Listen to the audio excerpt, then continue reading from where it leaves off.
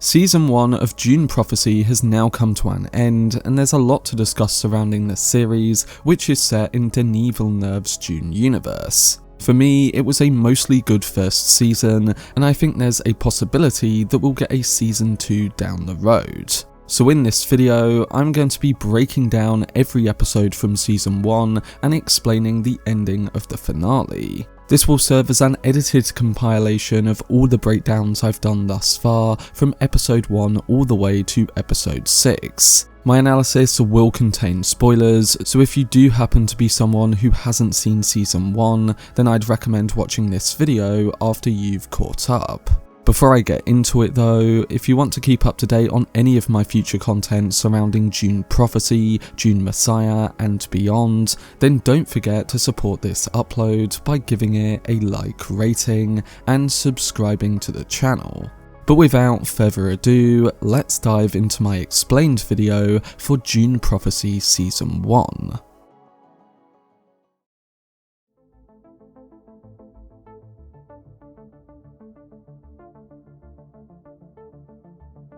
So the Dune universe is finally back, and this time it returns on the small screen with HBO's Dune Prophecy series. The series takes place 10,000 years prior to the events depicted in Denis Villeneuve's films featuring Paul Atreides, and the premiere episode named The Hidden Hand reveals the stark contrasts of the universe during this era. Humanity is in the midst of healing from its conflict with thinking machines, and many familiar institutions are still trying to regain their stability. The Bene Gesserit, who are at this point referred to as the Sisterhood, is one such organisation. Meanwhile, the Imperium faces challenges in solidifying its authority under the rule of House Corrino as rival noble houses scheme to increase their sway over the throne. And the shadows of the Machine War continue to cloud the perspectives of all involved. The series begins with a captivating flashback that transports us a century into the past, showcasing the climactic battle of the Butlerian Jihad, which signifies the conclusion of humanity's struggle against thinking machines. It's worth mentioning that Frank Herbert, the original author of Dune, had a distinct perspective on this compared to his son Brian. While Frank's writings offer limited details, he portrays the war primarily as an ideological movement rather than a straightforward one. In his, Leto II Atreides remarked on a pivotal moment when humanity started to experience the overwhelming spread of technology and intelligent machines. This advanced AI had effectively usurped their essence, turning them into mere subjects of the very tools they had invented. And in response, a revolutionary wave surged, resulting in the dismantling and prohibition of almost all thinking machines. This marked a significant moment as many set out to reclaim their lost humanity. On the other hand, Brian Herbert, in his prequel novels such as The Sisterhood of Dune, which serves as a loose foundation for this show, describes that the threat to humanity is more straightforward, as advanced machines were determined to annihilate or even subjugate humanity. This is the interpretation of the Butlerian Jihad introduced at the beginning of this show. But I guess you could also say that with this being based on Brian Herbert and Kevin J. Anderson's prequel novel, it's understandable why this route was followed. The Butlerian Jihad remains a vivid memory for many of the prominent families in the show, serving as a lingering scar for some. We see machines from that war in the opening flashback, and it communicates right away that it's had an even deeper effect on what those believe. Emily Watson's Valya Harkonnen reveals in the voiceover that history tells us it was an Atreides who guided humanity out of that point, while House Harkonnen was labelled as cowardly and exiled to a barren planet as retribution. Yet Valya argues that these accounts are rooted in deception, prompting her to embark on a mission to rewrite the narrative. This takes us decades later, where we are introduced to a young Valya, played by Jessica Barden, who joins the Sisterhood with her sister Tula Harkonnen on the planet Wallach 9. Wallach 9 was a synchronized world governed by intelligent machines during the ancient era of the Butlerian Jihad. Eventually, the Sisterhood found refuge on this planet, and by the era of the Corrino Empire, which we currently inhabit, it became standard to have extensive training facilities for the Sisterhood.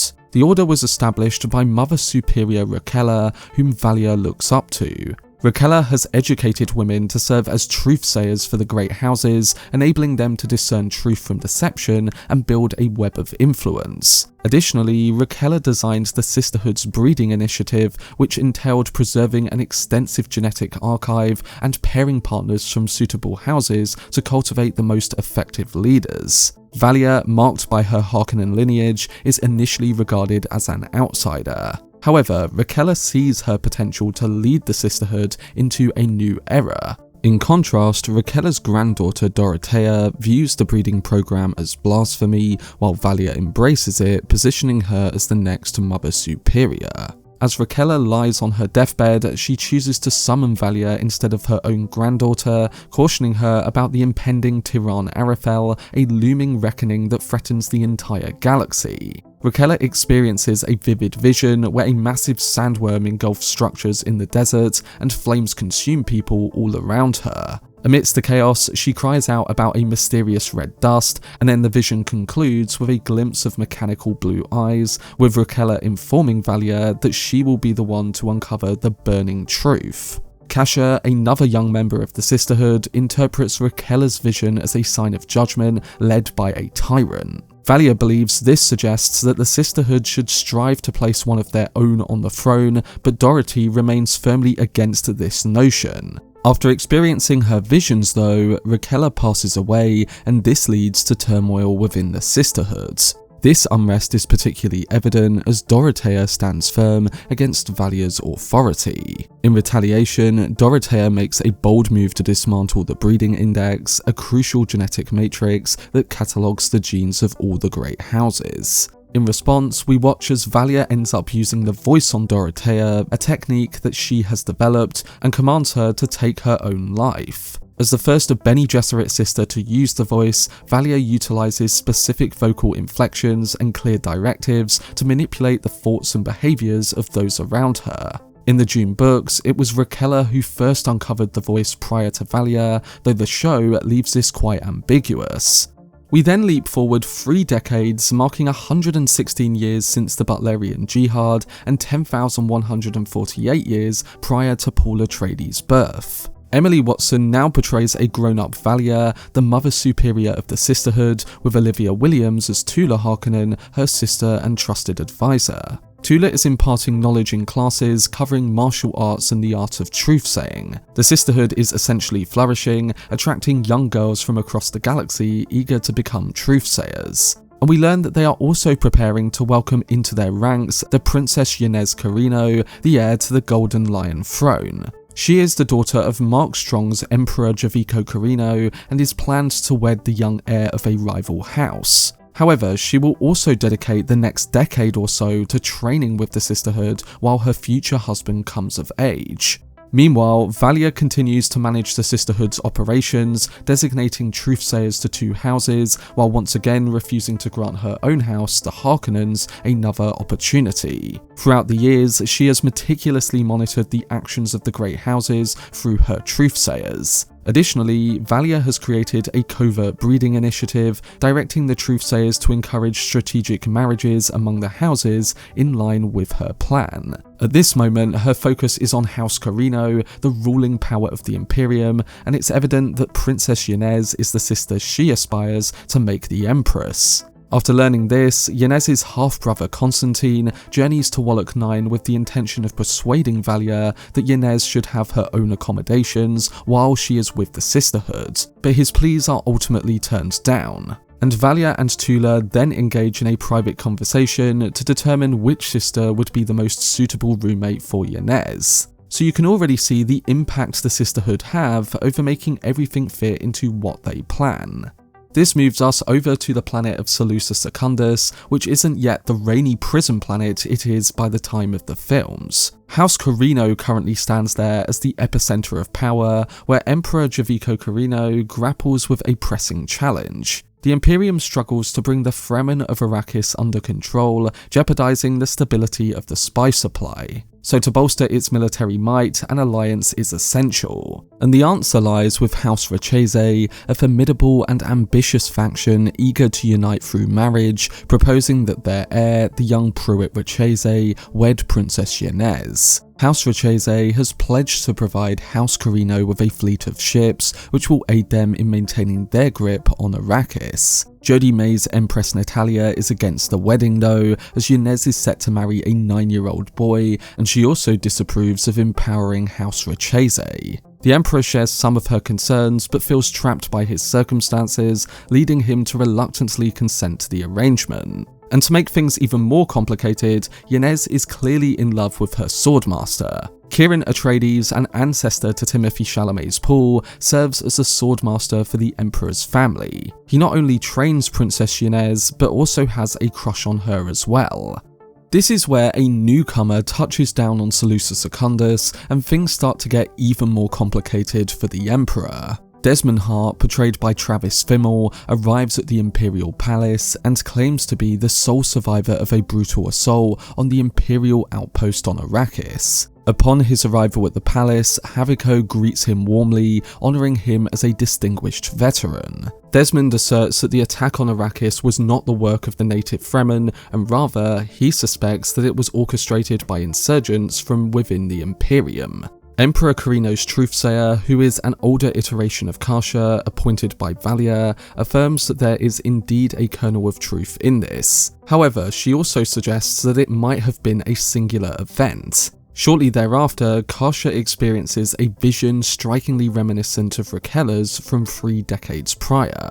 In that vision, Princess Yanez is seen in her red wedding dress, facing peril as a sandworm engulfs the both of them. Yanez cries out to Kasha, accusing her of causing this. Unlike the previous vision, this one again concludes with a glimpse of the mechanical blue eyes, uttering words that we don't quite understand. Shocked by this, Kasha resolves to return to Wallach 9 for guidance. She pleads with Valya to reconsider Yanez's upcoming wedding, but Valya remains unfazed and dismisses her concerns. Instead, she encourages Kasha to spend the night with the sisterhood to reconnect with her true mission. After listening to Kasha's worries, Tula implores Valya to ensure that Yanez is indeed the right choice for the sisterhood's path to power. And this brings us to the betrothal, where we learn that things begin to go very wrong. During the ceremony, Pruitt finds himself in trouble when he is discovered playing with a prohibited computer-operated toy, causing chaos to erupt in the room. Following the Butlerian Jihad, all thinking machines have been outlawed, prompting Empress Natalia to display a good amount of anger towards the child. However, Haviko downplays this situation, allowing Pruitt to escape any serious consequences. Frustrated by the turn of events, Yanez leaves the festivities and heads to a club with her half-brother Constantine. There she encounters Kieran Atreides, and the two of them share an intimate night together after indulging in spice. Following the betrothal, we also learn of a conversation between Emperor Corrino and Desmond Hart, where the Emperor reveals that he does think the wedding was a bad idea. Desmond Hart then reveals to him that a much larger insurgency is unfolding. He notes that many are questioning whether the approach on thinking machines was the right choice, and why only the great houses seem to benefit from the spice trade. He also expresses his contempt for the sisterhood, suggesting to the Emperor that there are deeper motives at work. He should have died during the assault on Arrakis, yet he emerged reborn and unafraid. So Javiko, who lacks faith, claims that he will embrace any belief that liberates him from the marriage. Although thinking machines have been banned, the sisterhood exerts control over humanity, much like the machines once did. So Desmond believes that he may be the one person capable of halting their influence.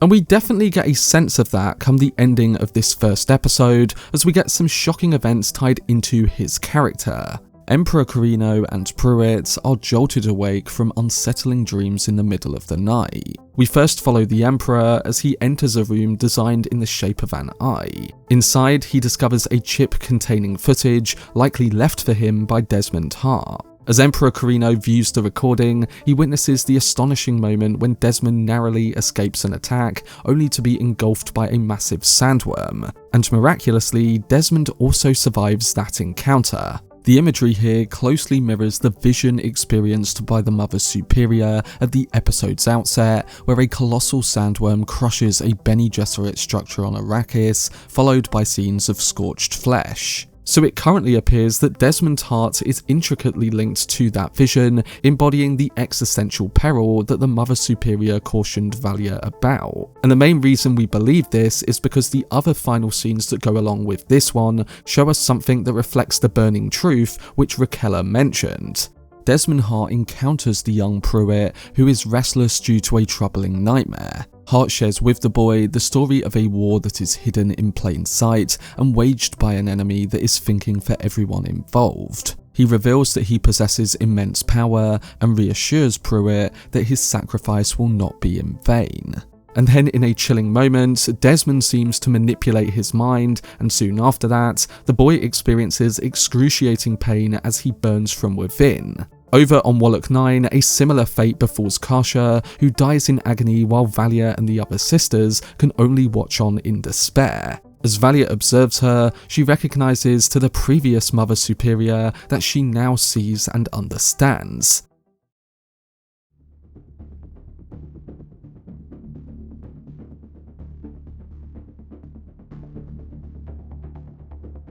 We begin episode 2 back over on Wallach 9, where young sister Nazir receives a summon from the Suk School to investigate the mysterious circumstances surrounding Kasha's death. The Suk Medical School, renowned for its focus on medicine, is dedicated to discovering cures for humanity and enhancing its understanding of medical practices. If you remember, Dr. Yue from the original book and Villeneuve's movie was serving House Richese when he was hired by the Harkonnens and the Atreides. He was a Suk doctor, recognizable by the diamond tattoo that's also seen on Nazir, which signifies a type of imperial conditioning that prevents them from harming anyone under their care.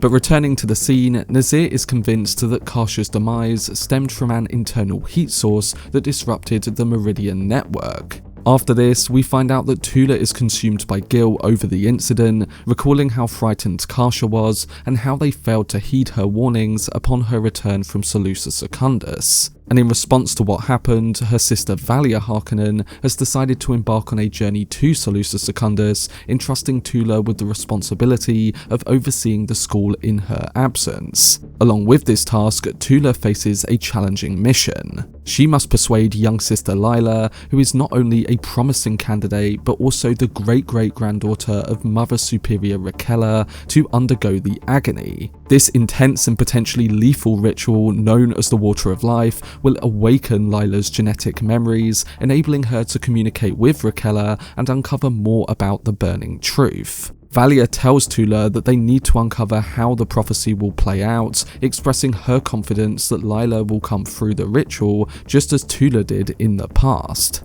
However, Tula is concerned that this could not only jeopardize Lila's safety, but also the hidden truths of the sisterhood, including Valya's. Valya counters this by emphasizing that taking the risk is essential, and with that now laid out, she departs for Seleucus Secundus, accompanied by sister Theodosa. Before we go there with her, we do get a few scenes with Lila before she undergoes the Water of Life. We learn that Lila is loyal in grasping the reasons behind the sisterhood's decision to conceal her heritage, but she does remain cautious about the upcoming ritual itself. She discusses her concerns with her fellow acolytes, with Sister Jen, insisting that the sisterhood has no genuine interest in her well-being, whereas Sister Emuline argues that giving her life for a noble cause is a true honour. Emuline shares the story of her family's demise during the Battle of Corin, and aware that survival was not an option, they chose to delay the enemy, allowing the fleets to arrive with pulse atomics to obliterate the machines. So Lila has a big decision to make, but it does seem like she is going to go through with it. And a following scene with Tula highlights why she might have made that decision. Tula, who shares a unique bond with Lila, tells her that her mother passed away during childbirth and she might also have the chance to communicate with her during the agony ceremony. This is a predecessor to the Water of Life ritual. Through extensive physical conditioning, a properly trained sister can counteract the poison within her system. This transformative process activates her genetic memory, elevating her to the status of Reverend Mother. Lila carries the legacy of her great-great-grandmother, Mother Superior Rakella, the founder of the Sisterhood who first predicted the impending reckoning called the Turan Arafel, or as we mostly know, the Burning Truth. So Valya and Tula believe that if Lila can tap into her ancestral memories and forge a connection with Rakella, she might uncover valuable insights that could guide the Sisterhood through the challenges they face. So Tula tries to remind her of this and how important she could be in unlocking that genetic memory. Lila is quite anxious about the ritual, but Tula does have faith that she can endure it. Back over on Salusa Secundus, Duke Ferdinand Richese is seething over the allegations that Pruitt's thinking machine toy might have caused his son's death. He suspects that the Carino family orchestrated this tragedy to weaken his house and seize control of his fleet. Surrounded by his wife, his daughter Shannon, Empress Natalia, and Lord Constantine, the Duke pays respects to his dead son, but Haviko is missing from the gathering. Natalia expresses her regrets to him, but the Duke dismisses her apologies, convinced that his son's death was no accident. He reminds her of the fleet of fighters stationed above the planet, hinting at the possibility of an invasion if they push him around. However, Natalia remains unaffected by this threat, asserting that accidents occur and this one was simply unfortunate.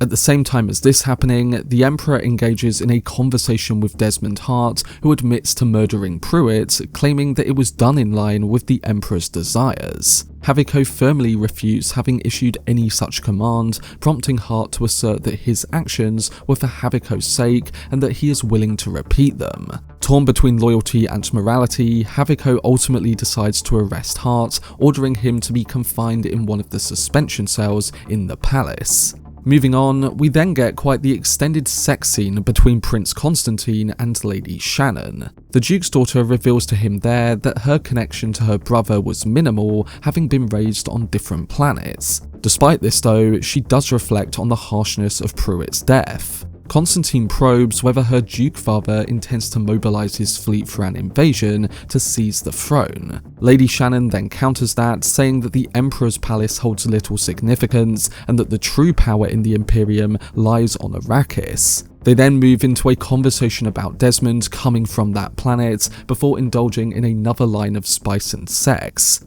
We move on to a later discussion with Empress Natalia, where Haviko shares the news that Hart has survived a sandworm attack on Arrakis. Natalia refers to this sandworm as Shai Hulud. The Emperor, understandably concerned about potential blame from Duke Richese for Pruitt's death, has put Hart on suspension. However, Natalia persuades Haviko against executing Hart, emphasizing that he still has valuable contributions to make. After this, Valya and Theodosa soon land on Salusa Secundus, where Valya cautions her sister about the hidden motives of those in the palace. She emphasizes the importance of concentrating on Princess Yanez and becoming her trusted ally, all while she navigates the complexities of the Richese affair. This takes us into a meeting at the throne room where we discover that Haviko's illegitimate son Constantine has revealed to Lady Shannon that Hart was responsible for Pruitt's death. The Duke, demanding to see Desmond, is confronted by the Emperor, who is ready to grill him for his disrespect. But Valya enters the scene as things begin to get tense and commands the attention of everyone present. She instructs the Duke's new truthsayer to escort him away,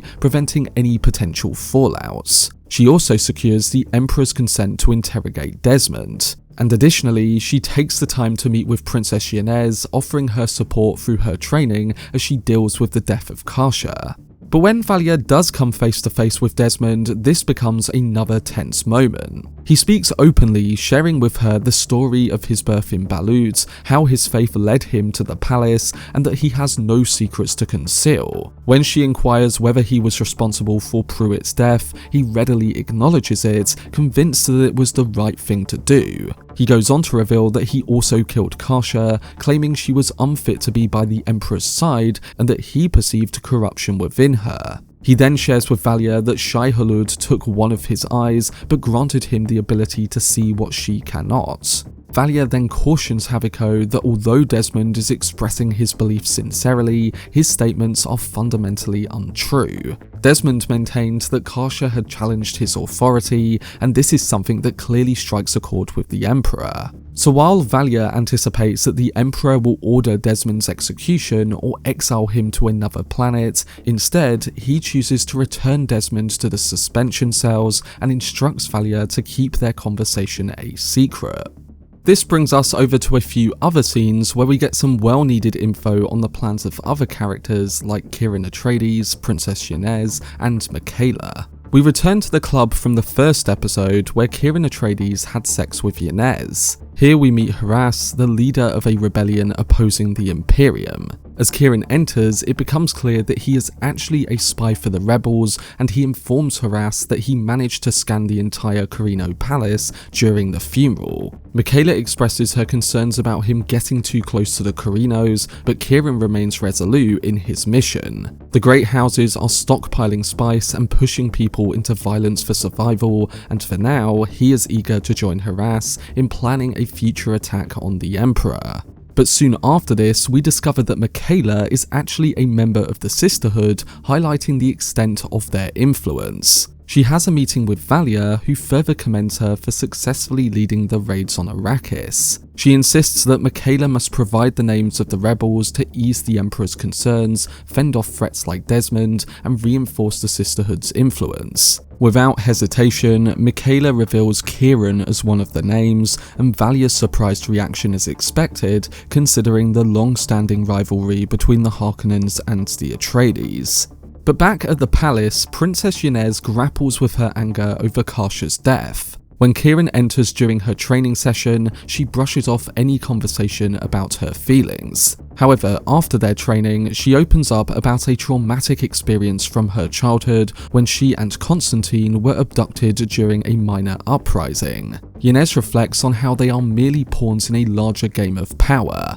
And just as her and Kieran are about to have another intimate encounter, she pulls away, cautioning him that pursuing such closeness could have negative consequences for the both of them. We then move into the awaited agony ritual that Lila has been deciding over throughout the episode. Lila, being brave, agrees to undergo the ritual. As she readies herself for the agony, Tula shares the story of Raquella, who, despite being poisoned, managed to survive by transforming the toxins within her body at a cellular level. This remarkable feat allowed her to connect with the voices of her ancestors, who opened their minds to her and shared their wisdom. Tula advises Lila that in moments of darkness she must search for the light, and cautions her not to be influenced by her foremother's presence. The light will guide her back to life, and in the end, she will rise as a reverent mother. The ritual itself contrasts with the process endured by Paul Atreides and Lady Jessica in Dune Part 2, primarily because the Sisterhood lacks access to the spice, and it's not the same as the Water of Life. Instead, they resort to an alternative substance, and that is the Rozak poison. The process begins as Tula administers the liquid into Lila's eye, triggering a piercing scream of agony. As the liquid courses through her veins, she finds herself awakening in a shadowy crypt, encircled by skeletal figures in hoods. They tear at her, but she eventually finds Raquella hovering over her. Raquella tells her, and through her tells Tula, that the secret to the reckoning lies with one who has been born twice. First in blood and then in spice, a revenant marked by scars. This is a weapon forged in the fires of war, destined for a journey that is all too brief. So at this point, the quote that she gives Lila sounds a whole lot like Desmond Hart. The ceremony continues, and a new presence wraps her arm around Lila. Initially believing it to be her mother, Lila is soon informed that her mother is absent. Instead, she finds herself in conversation with the spirit of Dorothea, who reveals the tragic details of her murder at the hands of a young Valya Harkonnen. During the ritual, Dorothea also mocks Tula, declaring that because they have taken her future from her, that she will now seize Lila in return. Moments after this, Lila is engulfed by darkness, seemingly on the brink of death before the eyes of all in the room. This brings us to the ending of episode 2, where we get what looks to be the beginning of Desmond Hart's plan to remove the sisterhood from the forms of their current control. Haviko Corrino confronts Duke Rachese, who issues a menacing threat towards the Emperor.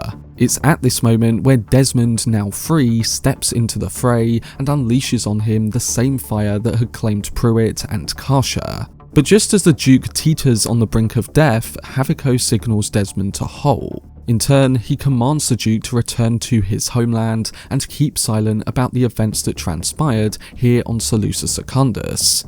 Next, upon Valya's return to the royal palace after her encounter with Sister Michaela, she is taken aback to find Desmond Hart in Emperor Haviko's office. She had intended to brief the Emperor about the rebellion, but Hart interrupts her, stating that her assistance is no longer needed and that her privileges have been stripped away. He reiterates his belief that his actions are in the best interests of the Imperium, which in his view entails getting rid of her sisterhood.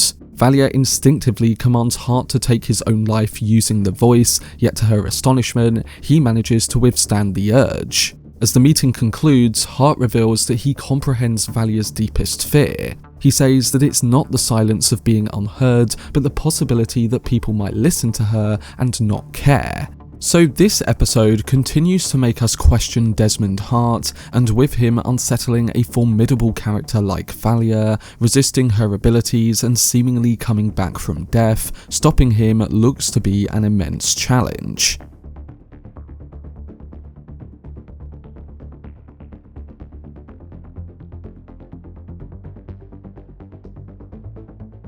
So in the third episode of the new Max series, we journey into the early days of House Harkonnen. Entitled Sisterhood Above All, this episode weaves together past and present narratives, exploring the complex backgrounds of sisters Valya and Tula Harkonnen. It reveals how their intertwined history shapes their current identities and may influence their future paths. As the sisterhood faces peril, both their allegiance to the Order and their familial bonds will be put to the ultimate test. The series begins to challenge the sisterhood's mission by revealing a deeper agenda, one that is steeped in tragedy and now driven by a desire for revenge. Following Desmond Hart's impact in Episode 2, Episode 3 begins with Valya and Sister Theodosa exiting the Imperial Palace. The following day, they gather with the other sisters, where Valya directs them to return to their designated noble houses and do whatever it takes to maintain their influence. She asserts her determination to reclaim control over House Corrino. Within this meeting, Sister Michaela also arrives with updates from Wallach 9. She tells Valya that Sister Lila did not make it through the agony, but that she managed to contact Mother Superior Raquella, who shared an enigmatic clue. She tells her that Raquella said that the key to the reckoning is one born twice, once in blood and once in spice. Valya instantly realizes that Raquella is referring to Desmond Hart and declares that it's time for her to head home. But before we see where Valya is headed, the episode cuts back to Valya and Tula's past, where we get some important info about their beginnings. We're taken to Lankivel, the old homeworld of the Harkonnens. It's essential to know that Lankivel is a vastly different place compared to Gedi Prime, the setting for the Harkonnens in the Dune films. In those movies, the Harkonnens are portrayed with pale skin and bald heads, a reflection of Gedi Prime's harsh environment. And this planet only became their home long after the conflicts with the thinking machines. Lankivel, the home planet of the Harkonnen characters in the Dune Prophecy series, remains under Harkonnen control by the time of those films, serving as the stronghold of House Raban. But in the timeline of the show, it's a part of the Corrino Empire and known for its primary export of whale fur. Anyway, as we come to this flashback segment, a young Valya, portrayed now by Jessica Barden, arrives home after a grocery run, only to be met with a whirlwind of discussions among her family about the Harkonnen situation. While her parents, Sonia and Virgil Harkonnen, voice their grievances, her siblings Griffin and Tula stand by her side, offering their encouragement. Adding to the tension, her uncle Evgeny Harkonnen brings up the return of their adversary Vorian Atreides, who is stirring up trouble for them once again. Valya views this as a chance to persuade him to retract the falsehoods Valyans spread to the Landsraad regarding their house, aiming to restore their former prestige. She emphasises that Virgil's grandfather Abelard Harkonnen was a hero who stopped a genocide rather than the coward that he was labelled. Now, in the past timeline in the book, it's known that Valyan Atreides took it upon himself to rally an army and confront the machines in the Battle of Corin. Millions were imprisoned by the machines, and Valyan resolved to sacrifice them to bring the war to a close. However, Abelard Harkonnen, a soldier under Valyan's command, had a different perspective. He took it upon himself to disable the weapons of the captives, believing that it would protect them. This decision sparked a fierce battle that claimed countless lives, leading Valyan to label Abelard as a traitor. Valya, the great-granddaughter of Abelard, is convinced that her ancestor acted heroically, so she makes a promise to reclaim the honour of the Harkonnen family and to exact revenge on the Atreides. Valyan was the one figure that Valya despised above all others, having been the architect of her family's ruin. Her intense animosity towards him fueled a relentless desire to eradicate the Atreides, often overshadowing her allegiance to the sisterhood, driven solely by fury. In contrast, as communicated in the opening of episode 3, Valya's family were not looking to fight back in the way that Valya was. So revisiting this narrative on the Harkonnen homeworld allows the series to explore the intricate dynamics of their house, their debates of ambition, and the enduring conflict with the Atreides. But now returning to the episode, after Valya's family advises her to curb her greed, she angrily leaves the scene, with her brother Griffin trailing behind. Once they are alone, they reflect on a past incident when Griffin fell into a lake and Valya saved him. He recalls feeling hopeless, but when she shouted at him to swim, something within him made him do so, and he survived. This is of course making reference to her first ever use of the voice, and as we know, Valya had time to develop it before she later used it on Dorothea during the events of episode 1. Anyway, Griffin decides to pursue Valyan Atreides, driven by his faith in Valya and his belief that the Harkonnens must rise against their foes. However, after a sudden time jump, the episode reveals that Griffin had been killed by Valyan, as we see that his lifeless body was brought back to Lankivel. Fueled by grief and anger, Valya swears to take revenge on the Atreides, even as her parents push her to join the sisterhood on Wallach 9. She urges Tula to find an escape from Lankivel, knowing that staying there could spell doom for their family. And this is where the episode starts to showcase the complexities of Valya's relationship with the sisterhood and the differences between her and Dorothea's beliefs. On Wallach 9, the conflict between Valya and sister Dorothea ignites when Valya challenges the role of truth and deception in the service of a noble family. Dorothea asserts that it's a sister's duty to guide others towards their higher selves, while Valya views truth as a means to achieve specific goals. In a display of superiority, Dorothea mocks Valya in front of her peers, and shortly after, she leads the acolytes and Valya into a challenging examination. In a downpour of rain, they stand in meditation, striving to sever their ties to family and fully embrace the ideals of sisterhood. As the day wears on, Valya remains the last one standing, confronted once more by Dorothea, who taunts her with the reminder of her Harkonnen lineage. Undeterred, Valya persists in her meditation until Mother Superior Rakella arrives on the planet. Using the power of the voice, Valya demonstrates it to the Mother Superior. And later, within the sanctuary walls, they engage in a conversation about this remarkable ability, with Rakella explaining that the essence of the sisterhood lies in the advancement of humanity. Rakella embraced Valya as the future of the sisterhood, revealing her ambitious plan, and that is to create an extensive genetic database aimed at producing the perfect leaders for the Imperium. Captivated by Valya's abilities with the voice, Rakella decided to pass on this vision to Valya rather than her own granddaughter Dorothea. Also, Rakella shows her the hidden genetic breeding index in the tunnels, which utilizes banned thinking machine technology. To develop this index, Rakella had to depend on computers, which are strictly prohibited, and therefore, Valya agrees to keep this information a secret. Meanwhile, Dorothea, a devoted Butlerian and fervent opponent of technology, passionately urges her fellow sisters to refrain from machines that mimic the human mind. In a later conversation, Valya confidently shares with her friends that she believes Rikella will select her as the next successor, and in turn, she demonstrates to them the power of the voice.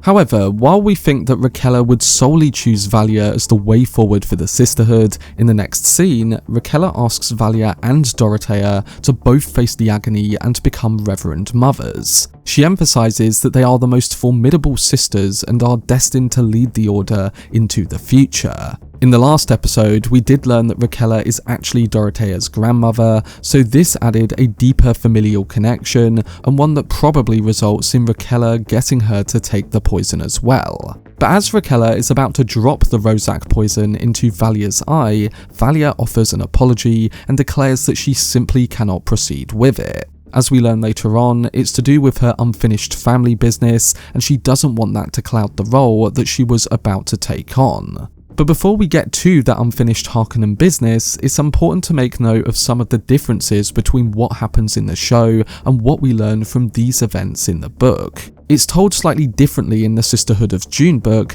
and I think that these were ultimately good changes that allowed the series to focus more on the character evolution of Valya and Tula Harkonnen. In the Sisterhood of Dune story, we learn that Sister Dorothea takes 2 amounts of the Rozak drug, the very substance that granted Rikella her abilities as a Reverend Mother. She persuades Valya to join her in taking the poison, but Valya doesn't, secretly holding on to it instead. Additionally, Dorothea discovers the hidden computers of the Sisterhood and realises that Rikella is her grandmother. And on top of this, the Sisterhood intensifies its schemes against the current Emperor Salvador, whom they suspect is the forebear of a future tyrant, possibly alluding to Paul Atreides or Leto II. The Emperor learns from Dorothea about the Sisterhood's computers, prompting him to travel to Rozak for an investigation. But Valya hides these computers, leaving the Emperor to not find anything. Eventually, he proclaims the Sisterhood of Rozak disbanded by the Order of the Empire, and this drives Valya back to Lankivel, where she finally succumbs to the Rozak poison, earning her place as the 3rd Reverend Mother. Soon after this, Valya and her fellow sisters, guided by Rikella, find refuge on Wallach 9, where they aspire to restore the Sisterhood. So as you can tell, it is a bit different from the book, but the way it's told in the series does do a better job of centering those events through the eyes of Valya. Returning to the events of the episode though, after Valya turns down the Rozak poison, Rikella informs her that a coded message from Tula has come in from Lankivel, indicating that Valya needs to return home. Rikella urges her to address her family matters, hands her a vial of the poison, and insists that she must either come back as a Reverend Mother or not return at all. So coming now to the other half of this episode's flashback story, we learn about what Tula has been up to and why it leads to her message being sent to Valya at the Sisterhood. Following Griffin's funeral at the start of episode 3, the next flashback showcases a young Tula being embraced by her boyfriend Ori and his family. While they refer to her as Tula Vale, she sidesteps any inquiries about her own family and history. Ori's family treats her with kindness, and she reciprocates their warmth, especially towards a young boy named Albert. When a horse later collapses in pain, Tula rushes to its aid, but Ori's uncle insists that it must be killed, leading her to assist, but in a painless way. And later that evening, Ori inquires about Tula's family. She reveals that after her brother's death, her sister became resentful and focused on her studies. Ori then proposes to Tula, and they share a night together while the men of the family gather around the fire outside, chanting their family's name, which turns out to be Atreides. The next day, Tula attempts to quietly slip away from her and Ori's hut, but he wakes up before she can do so. Overcome with guilt, she reveals to Ori that her true last name is actually Harkonnen and not Vale. He is taken aback but responds to her that their families have clung to hatred over a conflict that happened years ago. So essentially, he believes that they have the power to forge their own destiny together. Tula, however, dismisses his optimism, reminding him that it will always be an Atreides who took her brother's life. He then suddenly becomes aware of an unsettling silence surrounding the camp and goes outside to discover the lifeless bodies of his relatives, victims of her poison. Tula also kills him while he's in shock, and you can tell that she struggles to do so. The young child Albert is the only one she allows to escape, and as she grieves after killing the man she genuinely loved, a Seleucid bull watches over her from a distance. So the unsettling element of Tula's choices is that she truly cared for Ori, yet she made the difficult decision of prioritizing her family over her feelings for him, driven by a desire to avenge Griffin's death as instructed by Valya. Although Tula shows more empathy than Valya, it becomes clear that she is equally capable of being ruthless. Additionally, the bull she observes watching over her represents House Harkonnen, derived from a Finnish term meaning an ox-like individual. This legendary bull signifies that her allegiance to the Harkonnens ultimately drove her to eliminate the Atreides, despite her feelings for one of them. And this brings us to the end of the flashbacks in episode 3, which shows Valya and Tula meeting back up on Lankivel. Valya and Tula come together at Griffin's tomb, where Valya expresses her surprise that Tula was capable of taking down the Atreides, remarking that Griffin would have been proud of her. However, as we expect, Tula is filled with doubt about her actions. Meanwhile, back at home, Sonia, Virgil and Evgeny direct their anger at Valya, accusing her of being responsible for the massacre and failing to consider the repercussions for their family. In a fit of rage, Valya unleashes the voice on her own mother, nearly commanding her to end her life. But just before things escalate, Valya storms away and Evgeny labels her a sorceress. At the same location where she bid farewell to Griffin at the episode's opening, Valya finally decides to take the Rozak poison, transforming her into a reverend mother. Tula discovers her there, and when Valya regains consciousness after enduring the agony, she reveals to her sister that she has made the choice to join the sisterhood alongside her. In reply, Valya vows that this will be a new beginning for the both of them. But between these flashbacks, Tula also faces an uphill battle in the present. On Wallach 9, Tula is keeping Sister Lila in a vegetative state, unable to let her die just yet. Sister Avila, who seems to be one of Dorothee's followers from the flashbacks, offers Tula some spice tea. However, Tula insists that she must not disconnect Lila's life support, and noticing the spice in her tea, Tula suddenly has a spark of inspiration. And this brings us to the ending of the episode, where we find out what both Tula and Valya might be planning in the midst of their difficult circumstances. After gathering the acolytes to bid farewell to Lila and convincing Avila that she's letting her go, Tula ventures into the tunnels that Mother Rakella showed to a young Valya in previous flashbacks. Within these tunnels is an electronic facility which includes Sister Lila resting in a small chamber.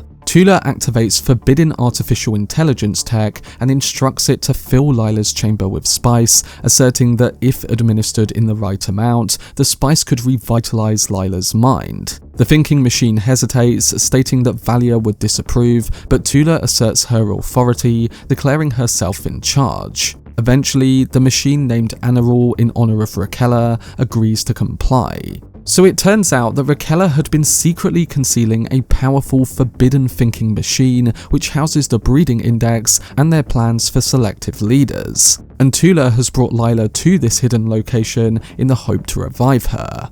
The other side to this ending though involves Valya and Theodosa as they arrive at an apartment on Seleucus Secundus. Of course, earlier on in the episode, Valya said that she was going home and we didn't think she'd be coming here before doing so. But maybe what she actually meant was coming home to her remaining family, who at this moment reside on Seleucus Secundus. As she ascends in the elevator with Theodosa, Valya remarks that sacrifices are essential and that the sisterhood is above all. And upon reaching their destination, they are welcomed by Harrow Harkonnen, who affectionately refers to her as Aunt Valya, and then proceeds to inquire about his Aunt Tula. Also, by the fireplace sits Valya's aged uncle Evgeny Harkonnen, who expresses his surprise at finally seeing her return. So Valya is grappling with her next steps, following her failed attempt to use the voice on Desmond Hart, which resulted in her being banned from the palace.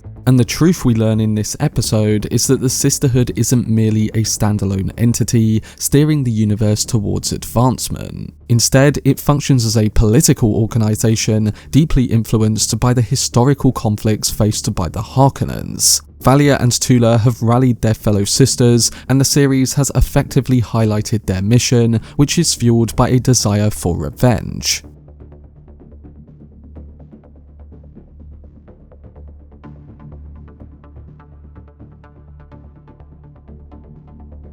So in episode 4, titled Twice Born, we begin with the Acolytes experiencing unsettling dreams, initiated by the ominous sound of a thumper. Sister Emmeline jolts awake, only to spot a ghostly figure drifting through the corridors on Wallock 9. As she finally approaches it, the apparition is revealed to be her own self, with her eyelids shut, and in a shocking turn, she slashes her own throat. This horrifying vision is a shared nightmare among the other Acolytes, with the exception of Sister Jen, who rushes to prevent Emmeline from taking her own life. In this collective nightmare, a thumper calls Shai-Hulud, drawing them into an abyss where they see a pair of blue eyes and a chilling robotic voice. The Acolytes, filled with fear, recount the events to Reverend Mother Tula Harkonnen. Sister Avila suggests that they should just focus on their studies, but Tula, worried about the situation, decides it's time to conduct an experiment involving the girls. But before proceeding, Tula has a conversation with several of the sisters, during which she seems to fabricate a story about Dorothea's suicide following Raquella's passing. Among those she talks to is Emmeline, who discreetly employs her truth sense on Tula. Although Tula senses Emmeline's probing, Avila steps in to reassure Tula that Emmeline is merely seeking the truth like everyone else there.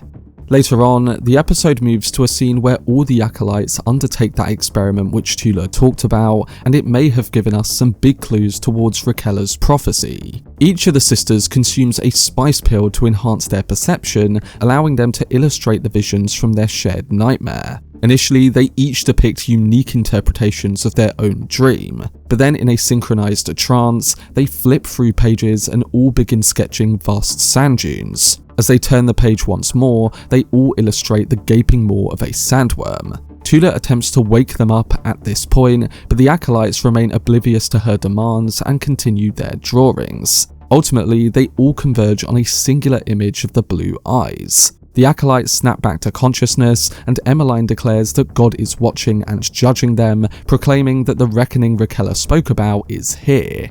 Later on, Emmeline also convenes with other Acolytes to delve into the life of Reverend Mother Dorothea, a fervent zealot and the adversary of a young Valya Harkonnen, and Tula and Avila then delve into a conversation about the Acolyte sketches. Tula discloses that it wasn't her who woke the sisters, but rather it was the terror induced by the blue eyes that they all witnessed. She connects this fear to the death of Reverend Mother Kasha in episode 1 and decides it's best not to share this information with the Acolytes to prevent inciting further panic. Additionally, she still harbours the secret regarding Lila being in the concealed computer room, a plot point that unfolds by the episode's conclusion.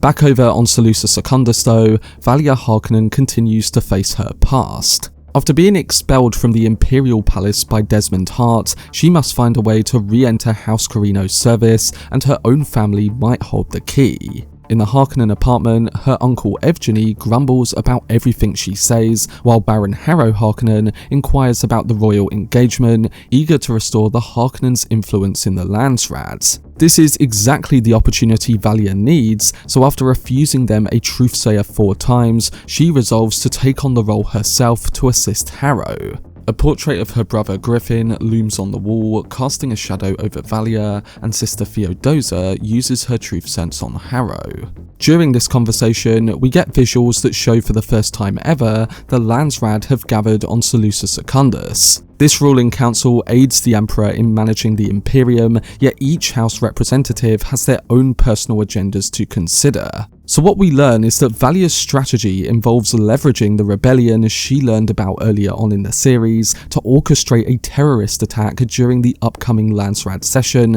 where Emperor Haviko Corino is set to deliver a speech. With Harrow as a member of the High Council, she plans to be there to protect the Emperor and restore his confidence in her. Additionally, Valya and the Sisterhood intend to exploit the rumour that Desmond Hart was responsible for the murder of a young Pruitt Richese on Haviko's orders, suggesting that the Emperor pressured House Richese to avoid an investigation. This would provide the Landsraad with a compelling reason to challenge Haviko directly. However, the council will also require a lesser house to execute this plan, and that's why Valya is using Harrow of House Harkonnen.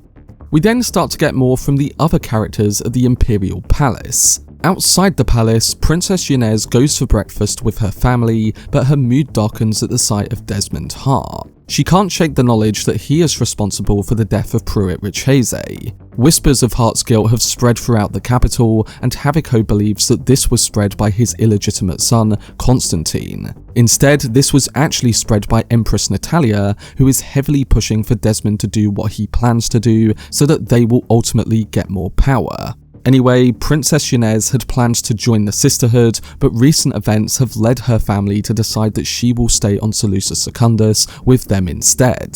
After family breakfast, Hart approaches Haviko, seeking to be used as a weapon against those who slander the Emperor, but his request is initially met with refusal. On the other side of the capital, rebel leader Harass and Kieran Atreides meet with an Ixian smuggler who provides the rebellion with a hunter-seeker bomb, an item deemed illegal since the Machine War. Their plan is to deploy this weapon in a strike against the Emperor and the Landsraad. If their mission is successful, they believe it will bolster their cause and ensure that spice becomes accessible to all rather than just the great houses. As they savour a night out before the impending attack, Princess Yanez seeks out Kieran while he is there. Eager to assist without betraying her father, she expresses her willingness to help.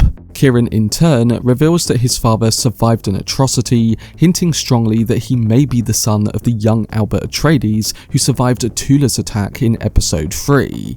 When it comes to the Ixians now being involved in the show, I thought that this was a really cool aspect that the showrunners gave us. While I wasn't initially sold on them coming into the show to begin with, as the weeks went on, I did start to believe that we would get them in some capacity. For those who don't know, the Ixians represent a highly advanced technological society within Frank Herbert's Dune universe, supplying a range of mechanical devices from basic to complex to the broader Imperium. While their technology is widely used and deemed crucial, it occasionally pushes the boundaries of the anti-technology restrictions put in place following the Butlerian Jihad, a pivotal conflict where humanity rose against thinking machines. But coming back to the events of the plot, the rebels don't realise that their dealings with this Ixian have been captured on surveillance cameras. This footage is handed over to Hart by Empress Natalia, who is well aware of Haviko's current feelings. So taking matters into her own hands, she secretly orchestrates Hart's pursuit of the rebels, and consequently, Hart instructs the royal guards to comb through the city and apprehend the rebels. Meanwhile, Yanez and Constantine come to a consensus to participate in the final session of the Landsraad, where they plan to unveil the truth about Hart to the council. And this brings us to that council in the Imperial throne room. On one side, Harrow Harkonnen stands poised to confront the Emperor regarding the death of Pruitt Richese, with Valya at his side. And on another, Yanez is prepared to unveil the truth about Desmond Hart, and Kieran and the rebels are gearing up for their assault on the Emperor. As the session begins, Harrow states that the rules of Canley, which prohibit one house from attacking another directly, have been breached. However, before he can lodge any formal accusations, Princess Yanez interjects, accusing Desmond Hart of murdering Pruitt Richese.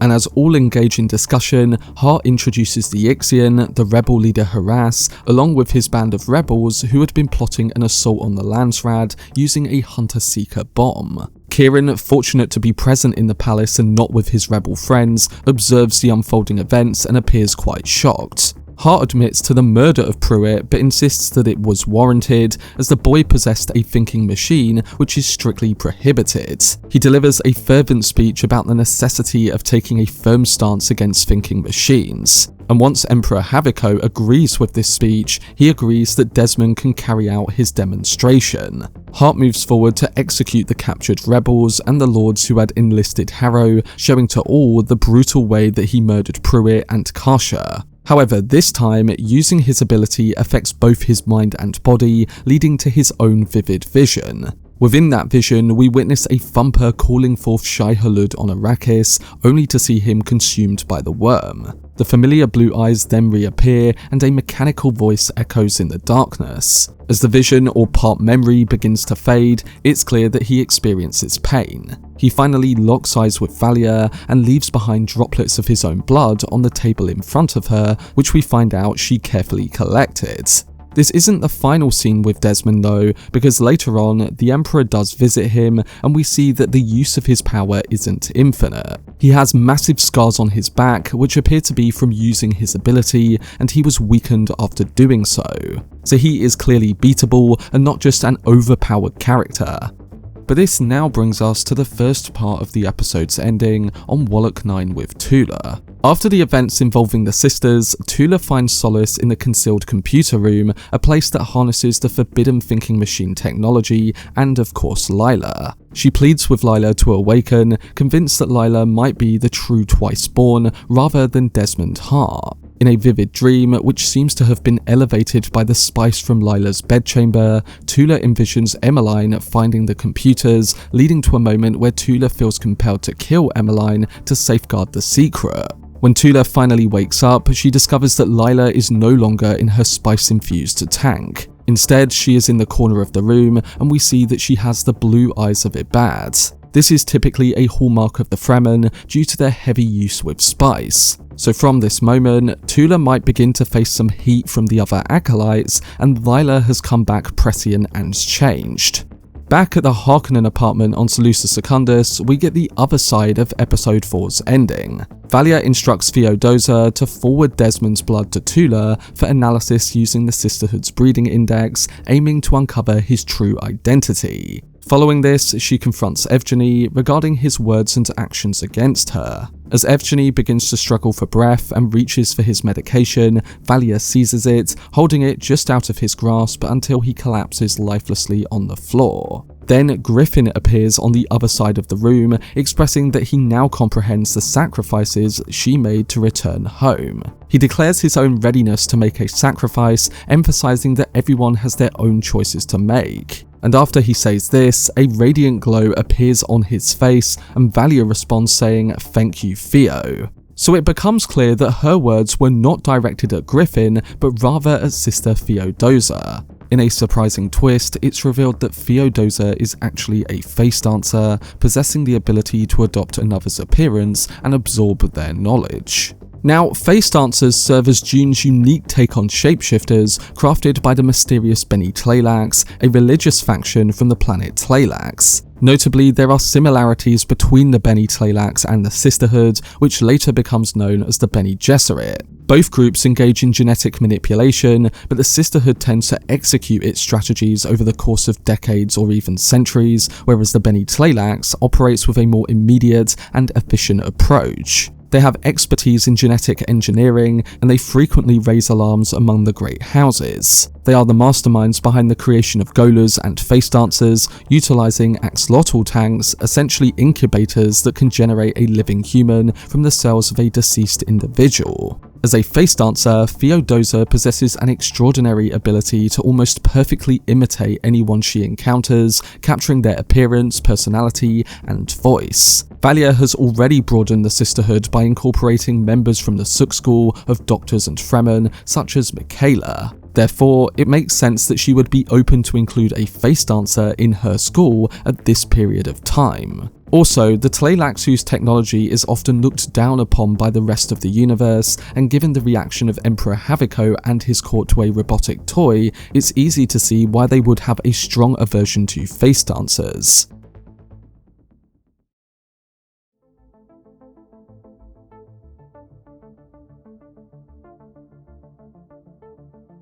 So we now come to the penultimate episode of the season, and it's here that we begin to get both some answers, yet also more questions, leading into the final episode. Episode 5 kicks off with the introduction of Sister Francesca, who has just landed on Seleucus Secundus. Once the concubine of Emperor Haviko Carino, she is unveiled as the mother of Constantine, confirming the theory I had discussed in my recent video. Her presence at an official ceremony shakes up the royal family's balance, leading to a noticeable decline in Empress Natalia's sway over her husband, as Haviko remains captivated by Francesca. Valya later clarifies that Francesca employed the Sisterhood's technique of imprinting on him, leaving a mark that ensures his love for her will never fade. Of course, in Dune Part 2, we learnt of the Sisterhood's skills at seduction, demonstrated with the closeness of Leia Sedu's Margot Fenring to Fade Rorfer. So this is just another interesting look at how the Sisterhood goes about deepening their control using this form of closeness. Anyway, Francesca makes a surprise entrance at the ceremony, revealing the Emperor's new elite forces, and asserts that she received a message from her son, Constantine. So the focus shifts to their son, and it becomes the pivotal issue between them throughout this episode. While Constantine has long been viewed as a reckless youth, unable to shoulder responsibility, Francesca aims to skillfully influence Haviko's perspective with political help from Valya. The event marking Sister Francesca's arrival at the Imperial Palace also holds significant weight and deep symbolism within the Dune universe. The introduction of the Emperor's newly appointed royal guard spells trouble for both the rebels and the Sisterhood, especially following Desmond Hart's thwarting of their assault on the Landsrat. Clad entirely in black, this regiment appears to foreshadow the Sardaukar, the Emperor's fiercely loyal elite troops from the era of Paul Atreides. So it's really interesting to see examples of early takes on elements within the Dune universe, and precursors, if you will, to what we do see in those later films.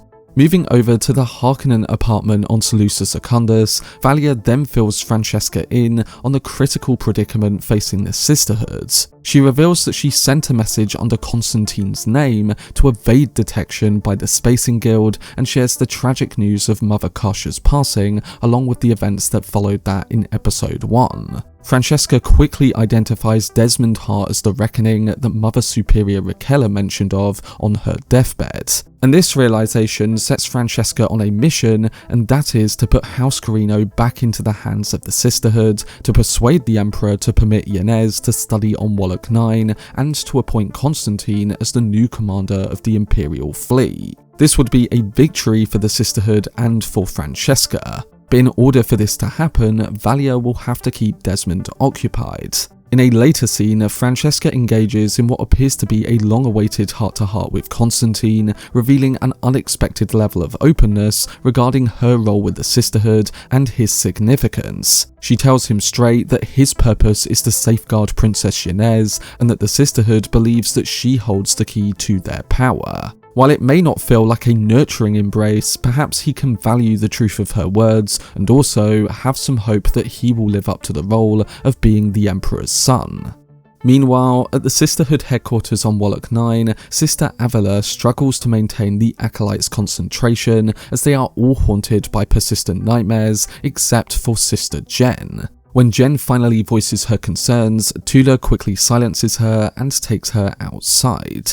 However, Tula's true intention is to have a private conversation with Jen to seek her assistance regarding what's going on in the concealed thinking computer room. Tula persuades Jen to keep it confidential, as she shows her that Lila has returned from the dead, but also that there's a chilling possibility that she may no longer be the same Lila that they once knew.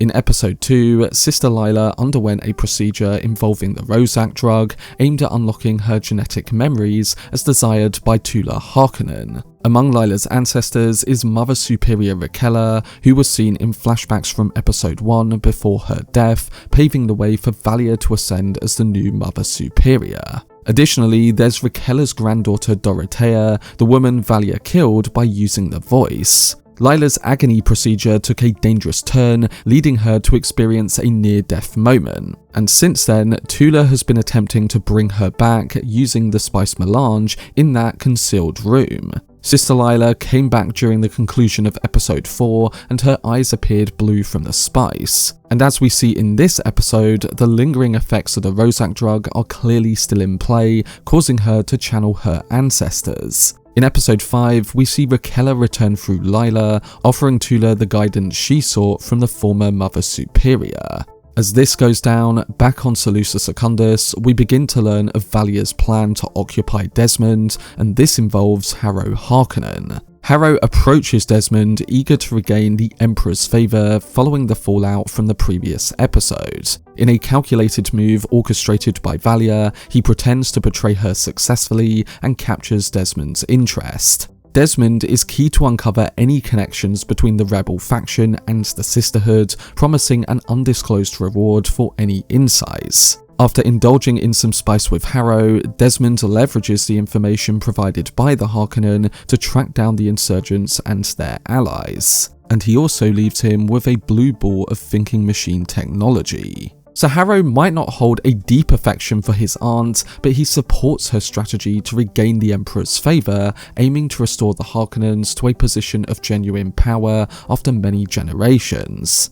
Desmond Hart is then quick to take action against the rebels, and after a brief encounter with Kieran and what seems to be the off-screen torture of a smuggler, Desmond and his armed crew storm the club in the Imperial City. He likely suspects that Kieran has warned Michaela about her compromised cover. However, Desmond seems oblivious to the fact that Michaela has rigged the club with explosives. As his troops wreck the club, Desmond engages Michaela in a deep discussion about how she balances her Fremen heritage with her role serving the Empire that oppresses Arrakis. It's a profound question, but before Michaela can respond, she and Kieran make a hasty escape as the club explodes, with Desmond inside.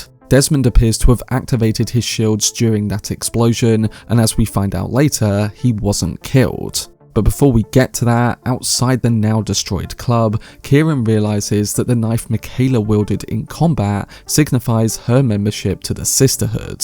This angers him and he feels betrayed as she pretended to be just a rebel. Shortly after, Michaela arrives at the Harkonnen apartment to meet Valya and sister Theodosa. She shares the news that Hart survived the explosion, and her frustration boils over when Valya mentions a contingency plan for that outcome. Michaela feels as though she had lost the opportunity of a lifetime, but Valya reassures her that it wasn't all for nothing, as it was necessary to keep Hart distracted while Francesca worked her influence on the Emperor. The Mother Superior then grants Michaela access to the Sisterhood safe house on Arrakis. However, instead of parting on friendly terms, Michaela issues a stern warning, stating that she will not betray the Fremen as Valya did with the rebels. Moving on, while Kieran may have escaped the blast at the club, he can't quite escape matters back at the palace. Upon his return to the Imperial Palace, he runs into Constantine and soon finds himself in handcuffs, implicated in the failed assassination plot. This turn of events spells trouble for Kieran, but it's a stroke of luck for Constantine, who steps into the role of fleet commander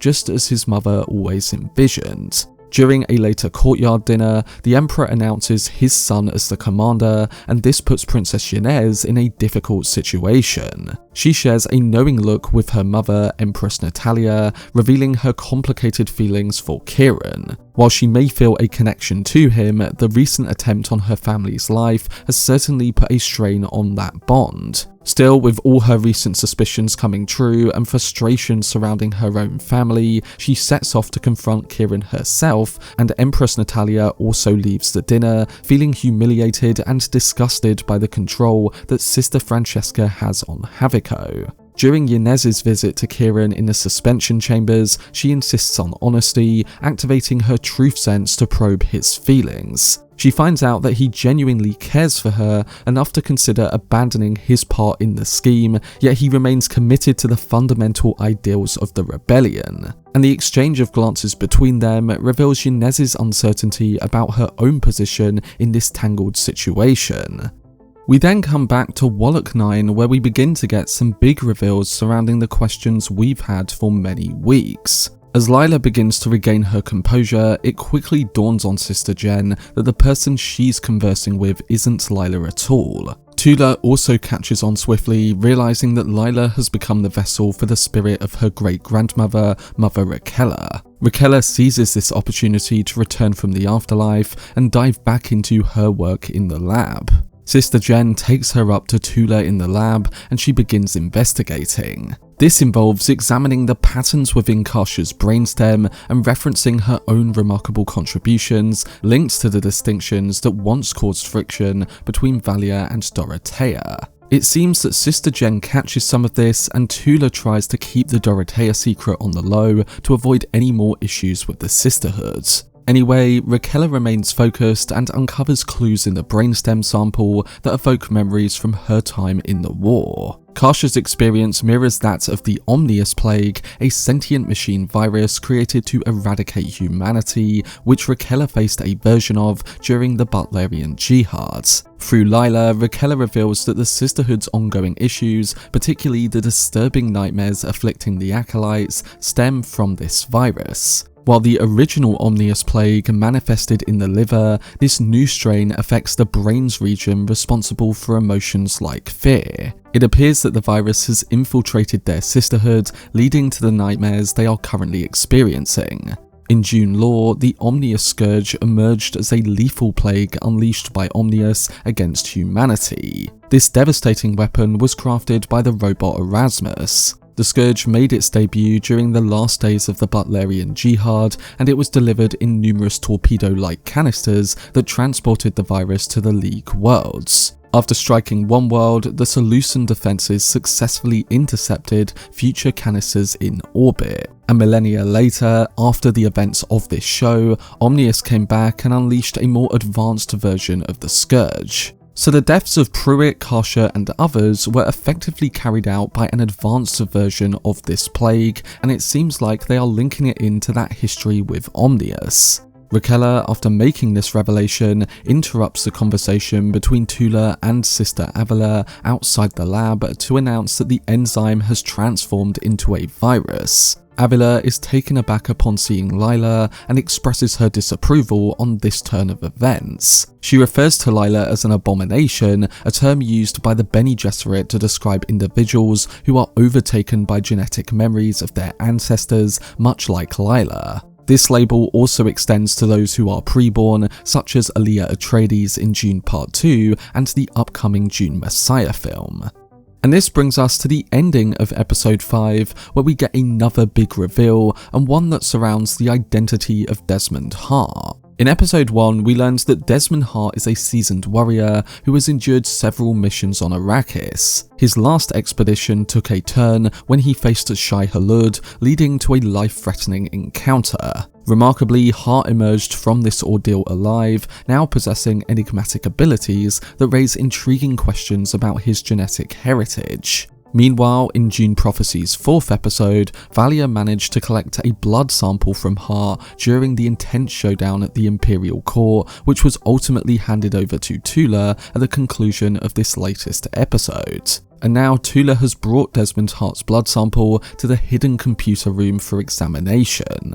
The results leave her completely shell-shocked as it's revealed that Desmond carries the bloodlines of both the Atreides and the Harkonnens. This revelation confirms that Desmond is Tula's own child after the flashback romance we got with Ori Atreides back in episode 3. So Tula was pregnant when she committed the massacre against the Atreides long ago. In her choice to prioritize the sisterhood over motherhood, she abandoned her child to a perilous upbringing, which has fueled Desmond's animosity towards the sisterhood today. So we question whether Tula can remain loyal to the sisterhood now that her own son is the man trying to unleash the reckoning. But this scene with Tula is also cut alongside Emperor Corrino sharing an intimate moment with Francesca, while Desmond himself engages in a heartfelt conversation with Natalia. She reveals her intense bitterness towards the sisterhood and the havoc that they've wreaked in her life. As Tula's tears flow while she gazes at the outcome, Desmond opens up about his past, and he shares that he is the offspring of a Bene Gesserit sister who chose to abandon him, leaving him to grow up among scavengers. Desmond and Natalia's connection deepens with a kiss, and Natalia boldly asserts that it's time to cleanse the Imperium of the sisterhoods. The sisters, much like a cult, are compelled to forsake their love and loyalty to their biological families, instead adhering to the expectations of the sisters. In Tula's situation, Valya would never permit her to raise an Atreides child, and if Desmond were to discover that Tula had turned her back on him and taken the life of his father, it's understandable why he harbours such animosity towards them. The revelation of Desmond's true identity could create a significant rift between Valya and her sister. Tula might finally express her true feelings, and this may give Desmond Hart the upper hand in going up against them.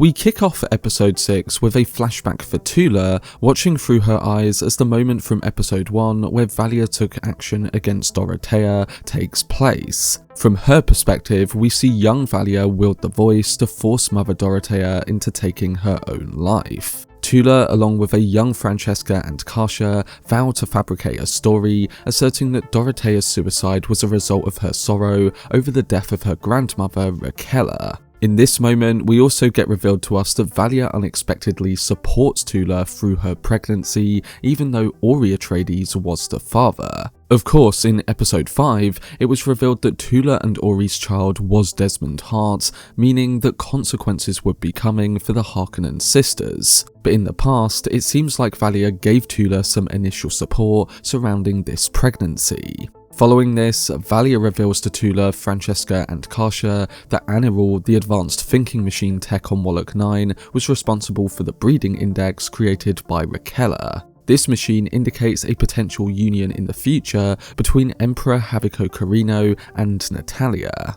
Their union would create a daughter whom the sisterhood could nurture to become a leader of the Imperium. And of course, that is implying the known plan of putting Princess Yanez on the throne. To facilitate this plan, Kasia will take on the role of truthsayer for the Imperial House, while Francesca will imprint Haviko to ensure his loyalty to the sisterhood and keep him occupied until Natalia is of marrying age. In a private moment, Valya also confides in Tula that her son, the first ever blend of Harkonnen and Atreides bloodlines, possesses the potential to transform the universe if they guide him wisely. To solidify Valya's dominance over the sisterhood as the new Mother Superior, she and her supporters then confront the last of Dorothea's followers. Through the power of the voice, they force each of Dorothea's followers to make a choice, and that is to face death or pledge their loyalty to Valya. The only one who opts for loyalty is the young sister Avila, who we've seen in the later timeline. But later on, we share one last moment in the past with Tula. Filled with dread about the implications for her son, Tula resolves to send the child away after giving birth, with Francesca assisting her in exchanging the infant for a stillborn. Tula tells her son that she wishes for him to have the freedom to forge his own destiny, and that this is the only gift she can offer him. After this, we then come back to the present. Tula and Sister Nazir, a skilled Suk doctor who was seen a few episodes prior, investigate the Omnius Virus and its impact, which has preyed on its victims through fear. Nazir contends that Desmond couldn't have created the virus himself, but rather, he was turned into a weapon by someone else. Together, they devise a strategy to reverse engineer the virus's effects, recalling that Kasia, a master of Prana Bindu, the technique of manipulating the body at a molecular level, was unable to halt the virus due to her lack of understanding. Nazir volunteers and initially shows resilience against the virus, but eventually she falls victim to it as well. The results of the test lead Tula to the unsettling conclusion that the virus is not of natural origin, suggesting that it is machine-made. After conferring with the thinking machine Anirul, Tula makes the decision to leave Wallach 9 and confront Desmond Hart directly. And while Tula quietly slips away to Seleucus Secundus, Sister Emmeline overhears her travels from Sister Avila and is continuing to share the teachings of Mother Dorothea to an increasing crowd of acolytes. Speaking of Dorothea, it seems as though she has finally returned through Lila. She takes over Sister Lila's body and persuades Sister Jen to release her restraints. Once she escapes, Dorothea then discovers Emmeline delivering a sermon in the library, and she is taken aback to find out that Valya has assumed the role of Mother Superior. Emmeline leads Dorothea to Valya's office, and when Jen manages to escape and inform Emmeline about the unfolding situation, Emmeline realizes that she is conversing with Dorothea, not Lila, and chooses to assist her. They head to the courtroom together, where Dorothea destroys a pipe to drain the central pond. Gathering the other sisters, Dorothea reveals to them the remnants of her loyal companions, which are submerged below. She uses this to make the other sisters aware of Valya and Tula's lies, and pledges to steer the sisterhood back to its past course. which essentially means dismantling the breeding index maintained by the thinking machine Anaror. As a devoted Butlerian zealot, Dorothea belongs to a religious faction that denounces the use of such machines, ultimately destroying the very thinking machine her grandmother employed to elevate the sisterhood's power and status. And as she does so, Emmeline observes with hope, while Sister Jen is filled with dread about the future. Currently, the duration of Dorothea's control over Lila's body remains uncertain, but for now, what we do know is that the sisterhood is being swayed away from the Harkonnen sisters. This brings us back over to Seleucus Secundus, where much of the remainder of episode 6 takes place. Desmond Hart, as the new Bashar under Emperor Carino, interrogates Kieran Atreides, seeking information about the Sisterhood's role in the rebellion against the Emperor. Despite his deep-seated animosity towards both the Harkonnens and the Sisterhood, Kieran remains defiant and is later returned to the suspension cells. Meanwhile, Princess Yanez attempts to rescue him, but is caught by her mother, Empress Natalia, and ends up getting arrested as well. In another part of the palace, Haviko awakens beside his lover, Sister Francesca, who informs him that she must leave. Unhappy with her departure, the Emperor devises a scheme to send Natalia on a diplomatic mission, creating an opportunity for Francesca to stay. And we learn that Yanez's arrest catches everyone off guard, including Valya. In the Harkonnen apartment on Seleucus Secundus, she gathers with Francesca and Theodosa.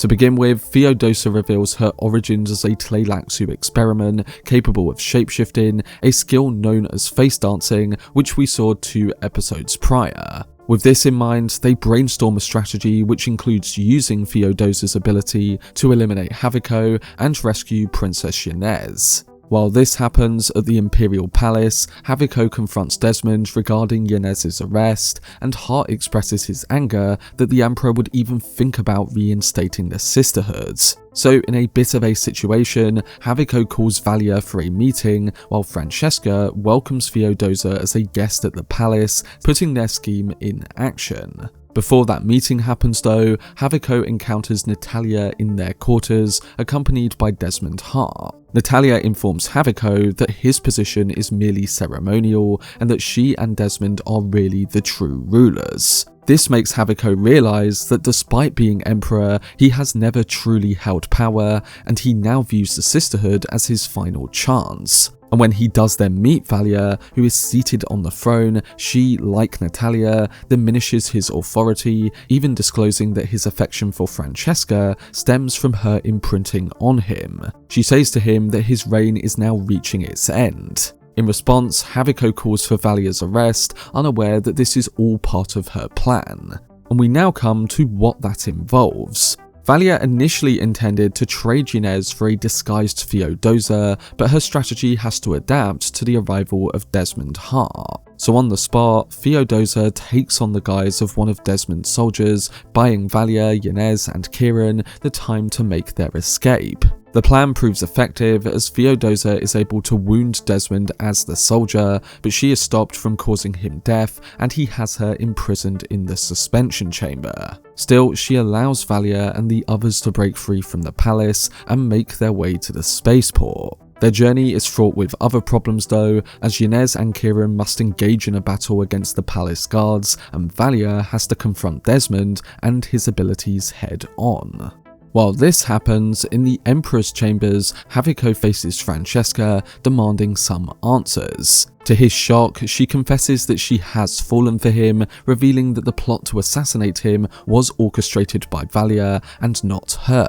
This somewhat mirrors what we saw with Tula and Ori Atreides back in episode 3, and like the outcome of that relationship, this one also has a tragic end too. Overwhelmed by despair, Haviko takes his own life before Francesca. As she grieves for him, Natalia uses what eventually becomes the Gom Jabbar on Francesca, a needle that she was meant to employ against Haviko. With both lovers now dead, Natalia hastily exits and declares that the Emperor has now been killed. So we're left with uncertainty surrounding the future of the Imperium following the death of Haviko Carino.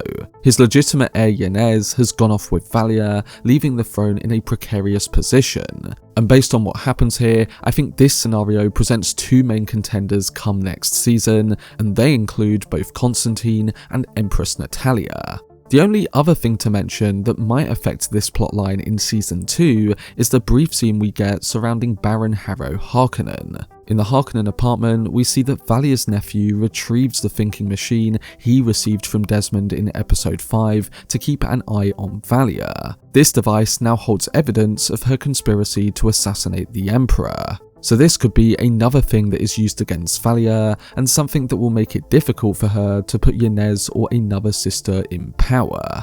But this brings us to the final act of Season 1, where we get a lot of crucial developments and some reveals that tease and set up a Season 2. Tula reaches the Seleucus Secundus spaceport and she spots Kieran and Yanez fleeing, indicating that Valya is confronting Desmond Hart. The Mother Superior herself overcomes his guards and challenges him to unleash his abilities upon her. She stands prepared and he unleashes the fear virus. But in doing this, he is also incapacitated and his right eye struggles to cope. And Valya, under the influence of Desmond's fear virus, experiences a vision similar to those of the other sisters, yet hers is uniquely shaped by her own memories. She finds herself back on the icy landscape of Lankivel, where she relives desperately trying to save her brother Griffin from drowning in the frozen lake. Just as she manages to pull him to safety using the voice, Tula appears at the spaceport, urging her to release her fears. In Valya's vision, Griffin then accuses her of all of the troubles, causing the ice around her to begin cracking. Tula urges her to allow the fear to flow through her, something that may foreshadow Dune's famous litany against fear. This helps Valya conquer her trepidation and reach the conclusion of the vision,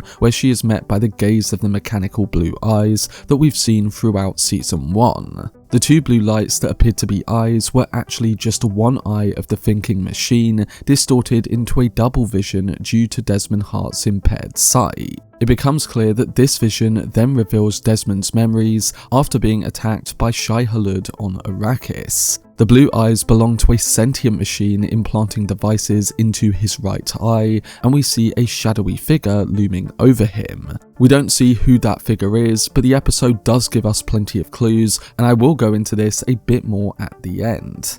But emerging from the vision, Valya confides in Tula that she is aware of what they did to Desmond. However, she remains in the dark about his true identity, only knowing that thinking machine tech is now inside him. Essentially, his eye is the virus and he is the unknown enemy's weapon. Valya decides that she must kill Desmond, but Tula stops her using the voice and reveals Desmond's identity. When Tula discloses that Desmond is indeed her son, it becomes clear that Valya will not be taking Desmond's life, and Tula is no longer willing to play the smaller sister. Valya considers the situation for a moment and understands that this is Tula's issue to deal with. Valya then shares her next move, stating that if the shadows are where the enemy wants to fight, then that is where she will go. When Valya reveals her intention to depart and carry on her work discreetly, Tula uses this moment to reach out to the son that she left behind. However, her attempt ultimately ends with Desmond ordering her arrest. Desmond's past is marked by being sent away and enduring a difficult life, so building a bond with his lost mother will require more time.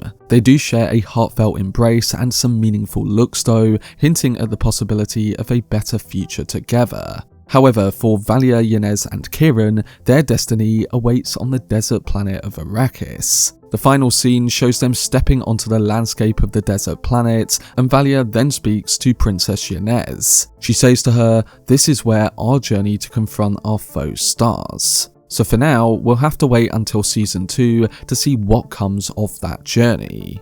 So we end Season 1 with Valya accompanied by Yanez and Kieran, ready to explore the path to the shadowed enemy on Arrakis. Valya's fascination with Arrakis is rooted in Desmond Hart's initial encounter with the Sandworm. Prior to the events of Season 1, a mysterious entity managed to recover Desmond's body and integrated a thinking machine into him, aiming to unleash a new iteration of the Omnius Plague. This iteration of the plague is triggered by fear, resulting in the deaths of Karsha and Pruitt Richese, while gradually infecting the sisterhood and haunting their dreams. Valya is determined to uncover who orchestrated Desmond Hart's mission, with Arrakis as the ideal starting point for her investigation.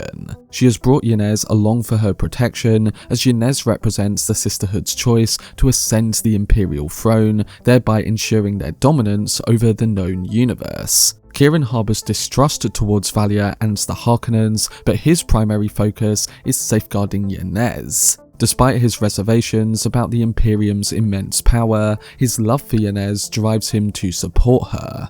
So come this ending, starting with Desmond, his story reveals that his extraordinary abilities stem from a thinking machine implant, which enables him to unleash the Omnius Plague. However, the identity of the individual who chose Desmond as a candidate remains a mystery. This unseen character harbours a desire to dismantle the sisterhood and strategically selected Desmond, leveraging his deep-seated animosity towards the organisation as a tool. It's likely that whoever this figure is has a personal vendetta against the sisterhood, possibly rooted in events from the Butlerian Jihad.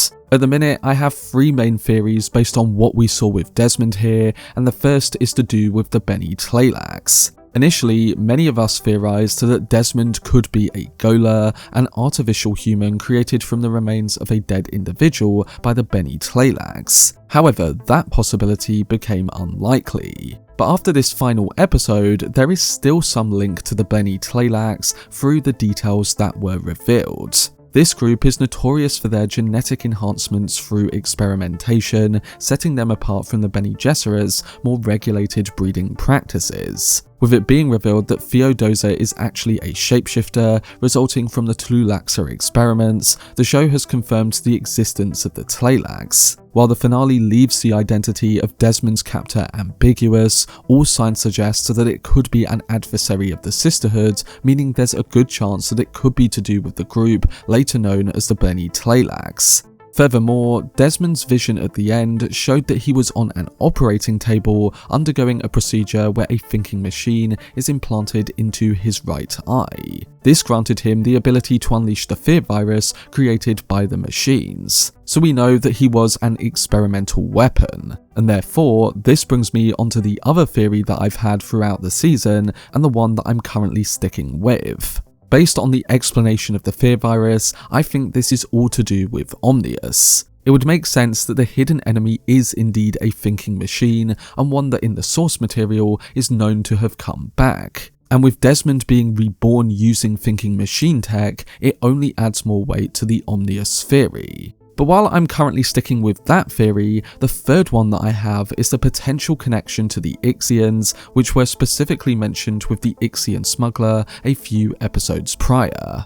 To begin with, the Ixians are renowned for their expertise in nanotechnology, and as we learn in this finale, this is precisely what enhances Desmond's right eye. Additionally, it's worth noting that the Ixians might stand against the Empyrean's laws against thinking machines, a sentiment that echoes the outrage caused by Pruitt's toy in Dune Prophecy's first episode. Furthermore, as discussed in previous videos, Leto II's remark in God Emperor of Dune of "do not fear the Ixians, they can create machines but they can no longer create Arafel" serves as another connection. The Sisterhood refers to this reckoning as Tiran Arafel, which is specifically mentioned at the start of the season, and Leto II's assertion that the Ixians have lost this capability implies that they once possessed it. So as a whole, we'll just have to wait and see, but at this current moment, I do think there's a chance that it's connected to either Omnius, the Ixians, or the Bene Tleilax.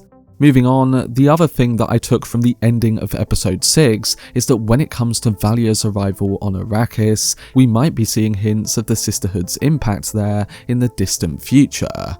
In the Dune book and movie, Paul Atreides and Lady Jessica learn that the Bene Gesserit planted the myth of the Lisan al-Gaib on Arrakis thousands of years prior to their arrival. This Bene Gesserit practice is known as the Missionaria Protectiva, and the Bene Gesserit must specifically manipulate the religious beliefs of other cultures, all with the hopes that members of their order can use those myths to their benefit centuries later. The first Dune novel also reveals that the Fremen have their own Mother Superior, modelled in the image of the Bene Gesserit. So by placing Valya on Arrakis, the show might be implying that all of those sisterhood schemes are now being slowly put into motion.